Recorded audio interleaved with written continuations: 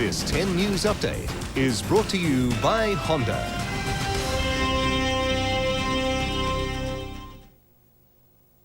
Hello, I'm Sandra, Sully, headlining 10 News. Tonight, deadly developments in East Timor. 3 UN workers killed during a siege in the district of Umera. A fine and a ban for the fireman who took on his mates on a drunken joyride, complete with lights and sirens. Also tonight, the Australian businesses ignoring the millennium bug. Wales put on a spectacular show in Queensland, and North Carolina one day, New York the next, Hurricane Dennis on the rampage. Join us for those stories and more tonight in 10's Late News. And coming up in sports tonight, Australian swimming legend Shane Gould reveals just what she's been doing and thinking during those lost years. Shane shunned the spotlight after her memorable 5 Olympic medals at just 15 years of age in 1972. Plus, the defending champion crew lucky to escape injury when their powerboat took a flip attempting to overtake at the World Championships in Turkey. Only 2 boats managed to cross the finish line. Also, the latest on the Rugby League, we speak with Port Adelaide coach Mark Williams. Sports tonight after the news. Tonight's news update brought to you by the McDonald's McOzburger. Good evening. Tonight, East Timor on security alert after militiamen hold 150 observers hostage, including 20 Australians. The siege now over, but one Aussie aid worker is appealing for peacekeepers to be sent in. A 35-year-old fireman fined and banned from driving for 2 years after a drunken joyride in a fire truck.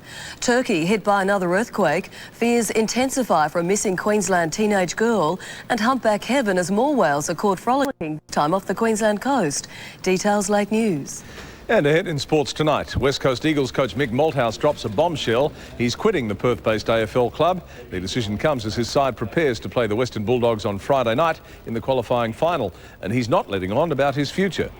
Plus a boost for the Melbourne Storm ahead of their Rugby League qualifying final against St George Illawarra. Key playmaker Brett Camorley has signed on for another 3 years. And swim sensation Ian Thorpe models his new look. Sports tonight. Join us after the news.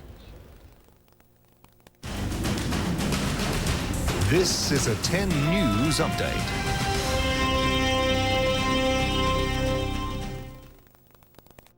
Ahead in tonight's Late News, 20 Australians caught in a standoff with East Timorese militia. Calls are mounting for peacekeepers to be sent in. It follows the shooting deaths of 3 UN workers in an earlier siege. A brazen bandit caught on camera during a daring daylight robbery. Also, more than 500,000 Aussie teenagers confess to drug abuse. Another young girl contracts deadly meningococcal. And North Carolina one day, New York the next, Hurricane Dennis on the rampage. Join us for those stories tonight in the Late News. And ahead in sports tonight, Australian swimming legend Shane Gould reveals just what she's been doing and thinking during those lost years. Shane shunned the spotlight after her memorable 5 Olympic medals at just 15 years of age.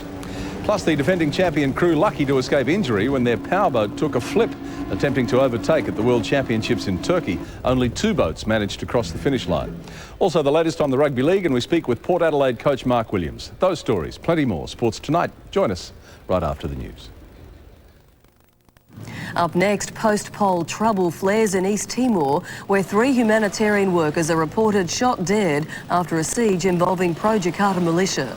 Back home, a fireman punished over his wild drunken joyride with lights flashing and sirens blaring.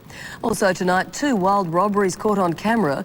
Evidence 500,000 young Australian teenagers have used illegal drugs. Tributes to Princess Diana on the 2nd anniversary of her death, and humpback heaven off the Queensland coast. Details next.